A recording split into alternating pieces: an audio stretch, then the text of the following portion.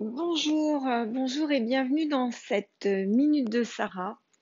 Et c'est une minute qui va s'adresser avec un petit clin d'œil à Aurélie. Aurélie que j'ai reçue euh, et qui était dans cette posture que j'ai connue, qui est que lorsque quelqu'un nous a fait du mal, par exemple un parent, par exemple notre conjoint ou notre ex-conjoint, on se positionne dans cette posture de victime, cette posture de victime dont on n'arrive plus à sortir, quelquefois des mois, des semaines, des mois, des années. Et c'est quoi cette posture de victime? Donc, c'est le titre de cette minute de Sarah, c'est sortir de notre posture de victime ou cesser de vouloir faire payer à l'autre notre souffrance. Si je reprends l'histoire d'Aurélie, il y a un grand vide dans son enfance parce que la mère est extrêmement, pas maltraitante, mais totalement absente, pas présente du tout. Et la petite fille va grandir avec un sentiment de vide très important. Et ce sentiment de vide va faire qu'elle va développer un comportement qui est que elle ne s'autorise pas le bonheur parce que c'est comme si, en réussissant sa vie, elle aurait l'impression de valider, de dire à sa mère, écoute, finalement, tu as bien fait de ne pas t'occuper de moi, tu vois, grâce à ça, je réussis ma vie. Et c'est comme quelque chose c'est un concept qui est impossible à accepter. Je vous donne un autre exemple. Je pense à cette femme, Anne, qui a divorcé et qui est restée dans une souffrance, dans un enfermement, dans un malheur des années durant, parce que accepter de réussir sa vie, de refaire sa vie, d'être heureuse, aurait impliqué qu'elle dise quelque part implicitement à son ex-mari, regarde, tu as bien fait de me quitter, de partir. La preuve, c'est que ben, je refais ma vie très facilement. Et plutôt que de lui donner satisfaction, de donner satisfaction à son ex-mari sur cette posture, elle a préféré tout bloquer dans sa vie.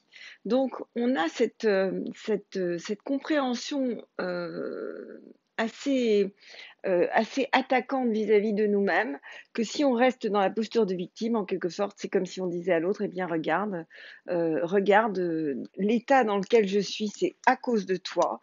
Regarde comme tu me fais du mal. Regarde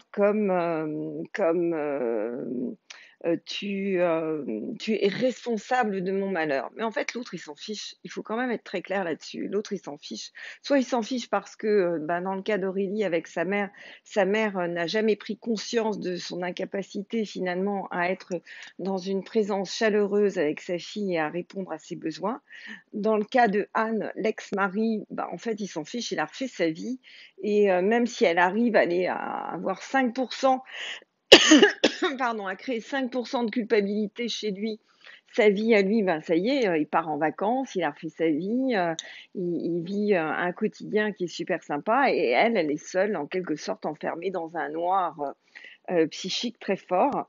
Et c'est de ça que ce tapping va traiter. Donc c'est accepter de sortir de cette position de victime. Pardon, mon retour à Paris fait que je suis un petit peu attaquée par les polluants que j'avais un peu oubliés dans les îles. Voilà, ça allait mieux.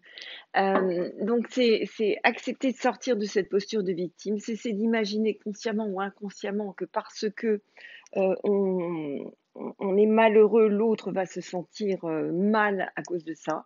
Pas forcément et souvent pas du tout.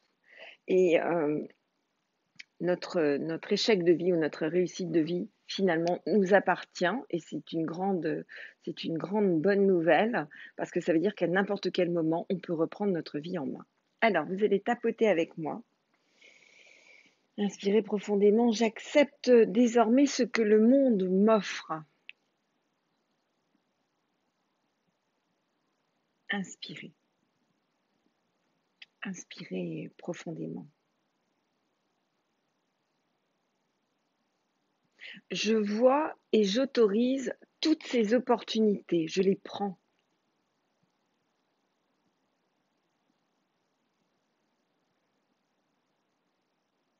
Inspirez.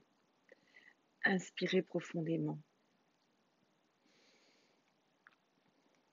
Je ne me sens plus séparée de la bienfaisance de la vie.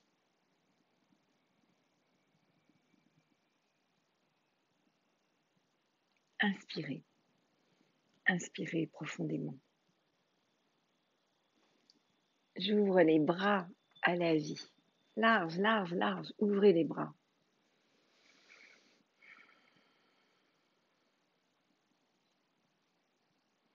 J'ouvre mon cœur à la vie.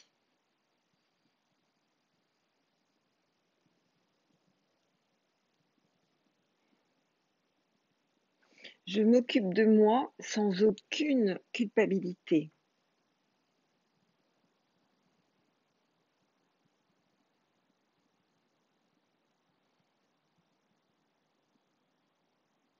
Une paix nouvelle entre en moi.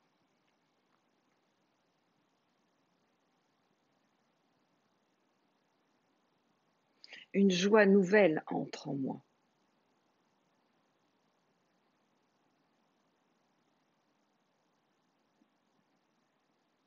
Et dès lors, j'autorise tout le cortège de merveilles et de merveilleux à me toucher, à m'envahir, à me remplir.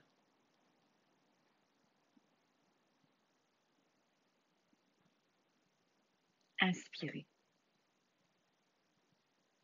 Inspirez profondément. Souvent, je me rappelle que quand j'ai été enceinte de mon deuxième enfant, donc de Kevin, j'aimais tellement fort Johan que je me disais, mon Dieu, je ne pourrais jamais aimer autant un autre enfant que je n'aime mon premier. Et quand Kevin est né, je me suis rendu compte que mon cœur s'était ouvert. Et puis quand j'ai divorcé et que j'ai eu d'autres histoires dans ma vie, à chaque fois que j'ai aimé, je dois dire que j'y vais de mon cœur à chaque fois. Quelquefois, je me prends des murs, hein, mais j'y vais de mon cœur, j'aime de tout mon cœur. Eh bien, à chaque fois, je me dis, waouh, je pourrais jamais aimer autant. Puis à chaque fois, mon cœur s'ouvre encore plus grand, encore plus grand. Il faut savoir que notre cœur, il est tellement généreux, on est tellement capable d'amour, on est tellement capable d'aimer. Et dès lors qu'on accepte, on accepte ce risque du chagrin d'amour dans le cas de la relation amoureuse, mais du chagrin qui est inhérent au fait de vivre tant de joie, eh bien, si vous acceptez ça, si vous acceptez qu'il y a deux polarités dans une médaille, il y a les deux faces d'une médaille, eh bien, vous allez vivre une vie remplie et pleine et riche. Alors, bah, c'est à vous de jouer. Ouvrez, ouvrez, ouvrez. N'hésitez pas, n'ayez pas peur. N'ayez peur de rien. Allez-y.